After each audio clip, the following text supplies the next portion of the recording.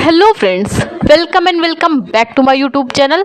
तो आज के इस वीडियो में हम देखने वाले हैं फिजिक्स का बहुत ही ज़्यादा मोस्ट इम्पॉर्टेंट टॉपिक। तो टॉपिक आप देख सकते हैं, टॉपिक है आपका धारा मापी का अमीटर के रूप में रूपांतरण। किसी भी धारा मापी का हम अमीटर के रूप में कैसे चेंज कर सकते हैं, तो सब कुछ इस वीडियो में बताएंगे। तो वीडियो को पूरा लास्ट तक देखना ताकि आपसे कोई भी इंफॉर्मेशन मिस ना हो। तो चलिए बात कर लें। तो जैसा कि आप जानते हैं कि अमीटर क्या होता है। अमीटर धारा मापने का एक संयंत्र होता है। कैसा संयंत्र होता है?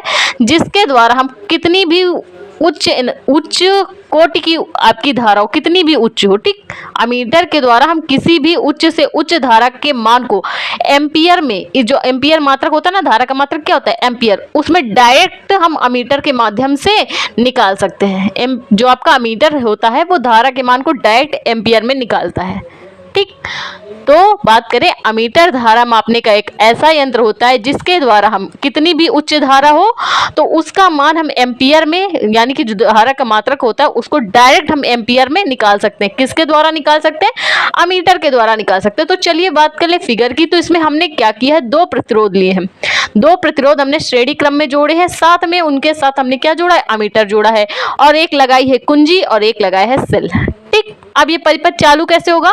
कुंजी को हम ऑन करेंगे, जैसे ही हमने स्विच खोला घर में लाइट जली, तो वही काम यहाँ पे हो रहा है। जैसे ही हमने इसको स्विच को ऑन किया और सेल से क्या किया, विद्युत वाहक बल आरोपित किया, परिपथ में धारा बही। और जो ये प्रतिरोध है वो क्या काम करते हैं कि परिपथ में जितनी धारा की जरूरत है, मान लीजिए 5 वोल्टेज धारा की जरूरत है, तो उससे ज्यादा ना हो, ये काम प्रतिरोध करता है, रोकने का काम। फिर धारा पहुंची अमीटर में, तो कितना मान है धारा का वो अमीटर के द्वारा हम ज्ञात कर सकते हैं। सेल से हमने विद्युत वाहक बल दिया, मान लीजिए 5 वोल्ट का विभवांतर दिया, तो धारा कितनी बहेगी? 5 एम्पियर की। लेकिन हमें अभी तो पता नहीं कि मतलब कि धारा की कितने एम्पियर है, कहाँ से निकालेंगे? अमीटर ही बताएगा कि धारा जो है वो 5 एम्पियर की इस परिपथ में बह रही है। अभी धारा का मान हमें ज्ञात नहीं है, क्यों? केवल हमने क्या किया, 5 वोल्ट का विभवांतर दिया इस परिपथ में, ठीक। 5 वोल्ट का विभवांतर दिया इस पूरे परिपथ में। जब धारा पहुंचेगी आपकी अमीटर में, तो अमीटर के माध्यम से हम क्या कर सकते हैं, देख सकते हैं कि धारा का मान कितना है। तो ये बता देगा कि इस परिपथ में 5 एम्पियर की धारा प्रवाहित हो रही है। समझे आप?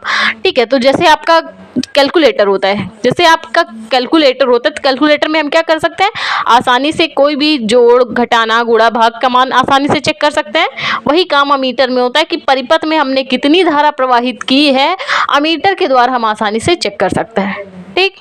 तो ये बात हुई अमीटर से हम कैसे निकालते हैं धारा के मान को। ये फिगर हो गया।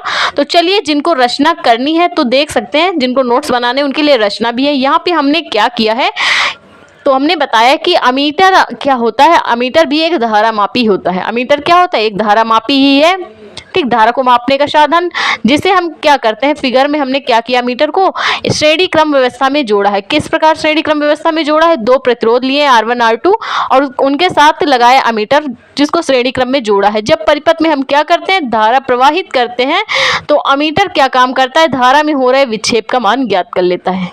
विक्षेप का मान कैसे ज्ञात करता है?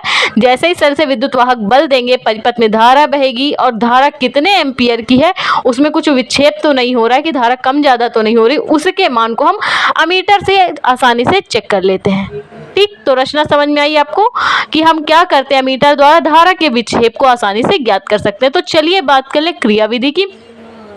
तो यहाँ पे हम क्या करते हैं, हमने क्या किया, 2 पॉइंट लिए हैं, ठीक, जिनके बीच में हमने क्या लगाया, गैल्वेनोमीटर लगाया है। क्या लगाया?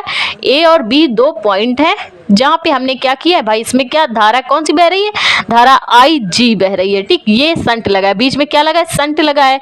और संट क्या काम करता है, देखा होगा आपने विभव मापी वगैरह में, संट धारा को कंट्रोल करने का काम करता है। क्या इसके साथ हमने क्या किया है भाई, संट तो लगाया ही है, और जो आपका टोटल प्रतिरोध है इस परिपथ का वो है G, और इसके साथ हमने संट लगाया। संट क्या काम करता है, धारा को कंट्रोल करने का काम करता है कि परिपथ खराब ना हो जाए। और नीचे हमने क्या किया, एक बहुत ही सूक्ष्म प्रतिरोध S1 लगाया है, ठीक, S1 या S, ठीक, S लगाया, G और S, ठीक। तो ऊपर टोटल धारा मान लीजिए आपकी IG है, और धारा के पास क्या है, 2 रास्ते हैं। एक वाही धारा नीचे आएगी, और एक सबसे बड़ा प्रतिरोध जहाँ पे G लगा है सीधे वाले रास्ते में वहाँ धारा सबसे अधिक जाएगी, क्योंकि आप जानते हैं जो जैसे घर की सप्लाई होती है पानी की सप्लाई, तो अगर पाइप सीधा पड़ा है तो वहाँ पानी फोर्स से सबसे ज़्यादा जाता है, और जहाँ पे मोड़ होता है वहाँ पे पानी कम जाता है। ठीक उसी प्रकार धारा के लिए भी है, सीधे वाले रास्ते में धारा कैसी जाएगी, बहुत ज़्यादा जाएगी, और मोड़ वाले रास्ते में थोड़ा कम आएगी। तो क्या करेंगे हम, बड़ी वाली धारा से हम क्या करेंगे, छोटी वाली धारा को माइनस कर देंगे, तो टोटल धारा का मान आ जाएगा। तो क्या करेंगे हम, बड़ी वाली धारा आपकी क्या है, आई है, और छोटी वाली धारा क्या है, कम धारा किसमें आ रही, नीचे की ओर आ रही, आई जी। तो हम क्या करेंगे, आई माइनस आई जी कर देंगे, तो टोटल धारा का मान आ जाएगा।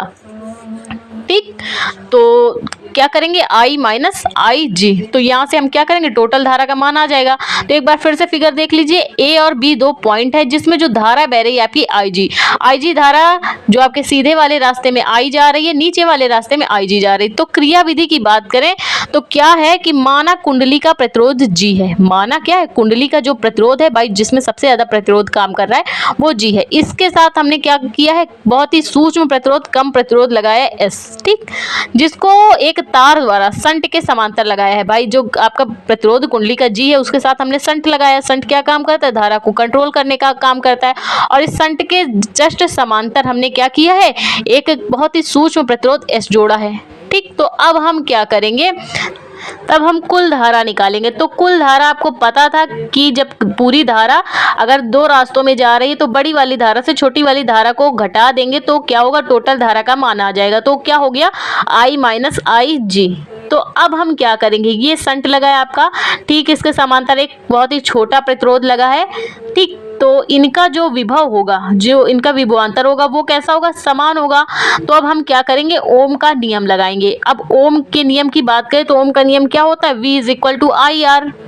क्या होता है, धारा और प्रतिरोध का गुणनफल क्या कहलाता है, आपका विभवांतर के बराबर होता है। तो ओम का नियम क्या होता है, V is equal to I R, यानी धारा और प्रतिरोध का जो मान होता है वो एक रेखीय होता है। ठीक, तो यहाँ से क्या हो जाएगा भाई, टोटल धारा, तो ओम का नियम क्या होता है, धारा गुणे प्रतिरोध। तो क्या हो जाएगा, धारा का मान, धारा और प्रतिरोध का गुणा, प्रतिरोध है आपका कैपिटल जी इंटू धारा का मान क्या है, आई जी इज इक्वल टू किसके बराबर होगा भाई, कम प्रतिरोध क्या है, एस, आई माइनस आई जी, जो हमने कुल धारा निकाली थी। तो एस बराबर क्या हो जाएगा, आई जी बटे आई माइनस आई जी। कहाँ आ जाएगा, आई जी के नीचे आ जाएगा आई माइनस आई जी, इसको हम ब्रैकेट में बंद कर देंगे, और जो आपका गैल्वेनोमीटर वाला जो है प्रतिरोध जी उसको हम कर देंगे इसके साथ गुणे में। तो ये फॉर्मूला आ जाएगा धारा मापी के अमीटर के रूप में रूपांतरण के लिए। तो आई होप आपको ये समझ में आया। वीडियो अच्छा लगा है तो प्लीज वीडियो को लाइक और मेरे चैनल को सब्सक्राइब करें। Thank you for watching this video.